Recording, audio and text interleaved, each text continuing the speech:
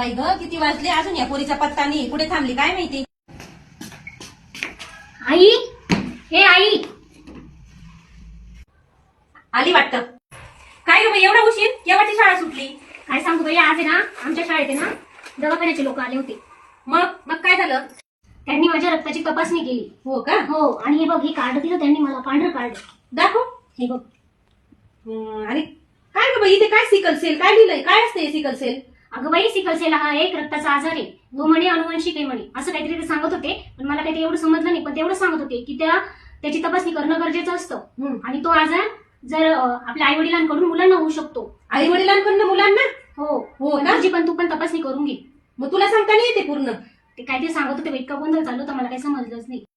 आता किती वाजले, 12:30 वाजले ना. चल सरकारी दवाखान्यामध्ये, आपल्या गावातला सरकारी दवाखाना आहे ना, तिथे डॉक्टर असतील ना अजून. चल आपण त्यांना विचारून घेऊ काय काय नाही. चल चल चल.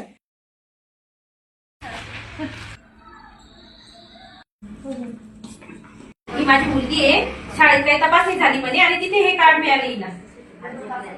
अच्छा, बस. आपण महाराष्ट्र शासन आरोग्य विभागामार्फत अरुणोदय सिकल सेल ज्या अंतर्गत आपण 0 ते 40 वर्ष या वयोगटातील जे नागरिक आहेत त्यांची सिकल सेल साठीची रक्त तपासणी करतो आहे. त्यासाठी आपण शाळा, महाविद्यालय यांच्यामध्ये जाऊन रक्त तपासणी करणे तसेच आजाराबद्दल माहिती देणे या गोष्टी राबवतो आहे. त्या अंतर्गतच ताईच्या शाळेमध्ये आरोग्य विभागाचे कर्मचारी आले असतील आणि त्यांनी जी तपासणी करून तिला हे पांढरे कार्ड दिलं आहे. हा आजार होऊ नये म्हणून काय करावं लागेल मग. त्यासाठी होऊ नये यासाठी जे लग्न करण्यासाठीचे मुलं मुली असतील त्यांची लग्नापूर्वी रक्त तपासणी केली गेली पाहिजे. आणि रक्त तपासणीमध्ये जे वाहक किंवा ग्रस्त आढळतील त्यांनी निरोगी व्यक्तीशी लग्न केलं पाहिजे. आणि ग्रस्त आणि वाहक व्यक्तींनी एकमेकांशी विवाह करणं टाळलं पाहिजे. म्हणजे हा आजार आपल्या पिढीतून पुढच्या पिढीला जाणार नाही. त्यामध्ये काही त्रास होतो का, याची काही लक्षणं नाही का मग. होत आहे. या आजारामध्ये हातापायावर सूज येणे, सांधे दुखणे, चेहरा निस्तेज होणे, थकवा जाणवणे, वारंवार रक्तक्षय होणे यासारखे लक्षणे दिसतात. आणि तुमच्या घरात आजूबाजूला 0 ते 40 वर्ष वयोगटातील जेही बालके व्यक्ती असतील त्यांना रक्त तपासणीसाठी प्रोत्साहित करा, त्यांना याबद्दलची माहिती द्या.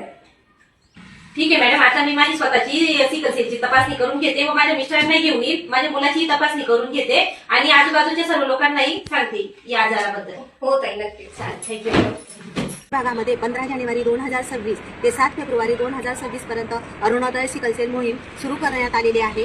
तरी आपल्या घरातील 0 ते 40 वयोगटातील लाभार्थ्यांची सिकल सेल तपासणी करून आरोग्य विभागाला सहकार्य करावे व महाराष्ट्राला सिकल सेल मुक्त करण्यामध्ये मदत करावी ही विनंती. मी व माझ्या कुटुंबियांनी सिकल सेल तपासणी करून घेतली आहे. तशी तुम्ही सगळ्यांनी करा.